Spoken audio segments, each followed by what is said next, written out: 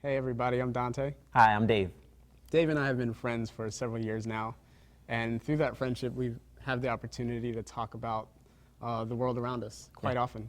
And after one of the recent police shootings that happened in our country, that led to the topic of discussion we had over coffee one day. Yeah, it was just such a powerful conversation for me to just lay everything out there. It churned me up for the rest of the day, so I had to put down in words some of the things that I was thinking and feeling and really try to communicate it to you. So Dave wrote me a letter, and what he didn't know is that I saved that letter and cherished it because it was probably some of the most powerful words anyone has ever said to me personally. And so out of that came my response. It was a response in which I believe in my heart is necessary for us to move forward as a united people. Yeah. So I know that we're the ones that get to say it out loud, but so many of you will be able to really connect with and identify with some of the things we're saying. So as we get a chance to share our hearts, hope that you take part in it as well.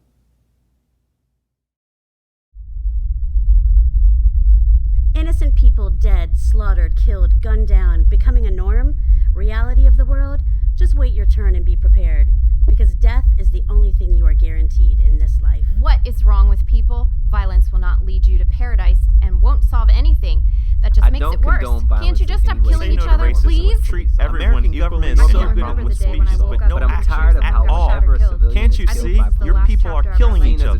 The fact that the moment somebody is upset and wants to be heard, they just pick up a gun and shoot anytime, anywhere, any way they want. You can only abuse people for terror so long. Please stop killing unarmed black men and women. Ideology. Then I'll start to care. If people feel that justice has failed, they will take matter into their own hands. That's how terror is born. Dante, today's been a heavy day all around for me. I've been thinking about Alton Sterling and Philando Castile and how they represent men that I know and people that I call my friends. I've been thinking about the 5 police officers that were gunned down in retaliation.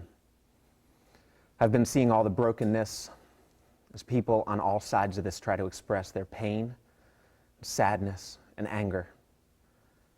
And there's a lot I don't know and don't understand.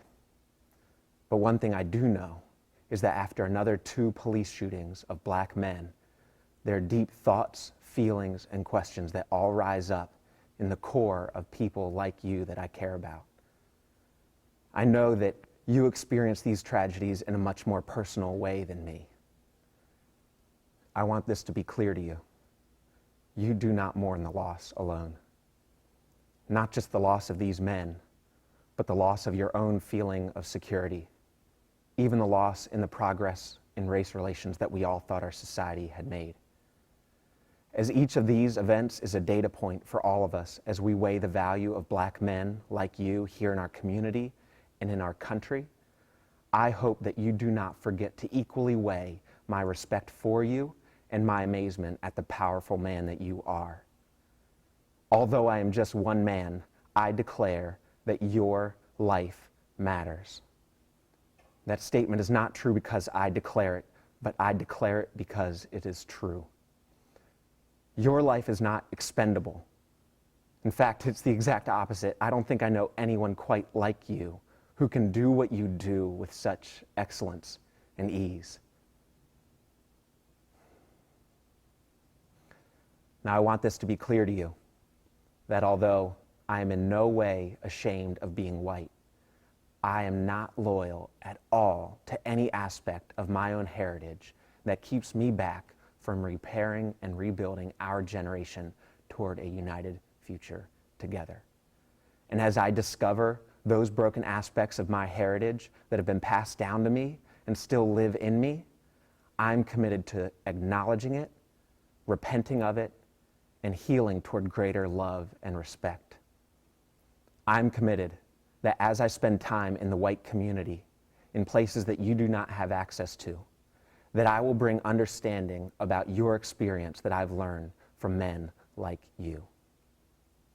Now, I don't know if what I will do will be enough, but it will be genuine. In my areas of influence and authority, I will stand with you and I will stand for you. I appreciate you and I love you. I'm honored to call you my friend and my brother.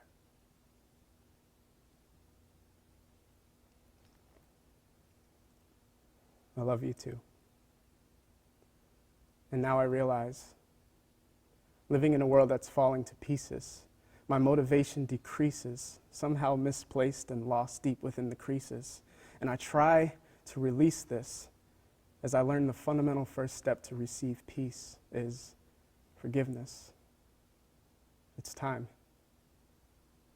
Trapped in a world that's falling to pieces, stuck in the cyclical pattern of hatred, this same hatred that plagued our ancestors, forefathers, and great-grandparents. The resentment somehow inherent sits in the forefront, so apparent. But it's time. It's time to extend forgiveness, not only to those that have gone before us, but also to those in this generation and to you. I forgive you. For the generational advantages of a fruitful nation built on the bloody backs of slaves and sharecroppers, I declare forgiveness.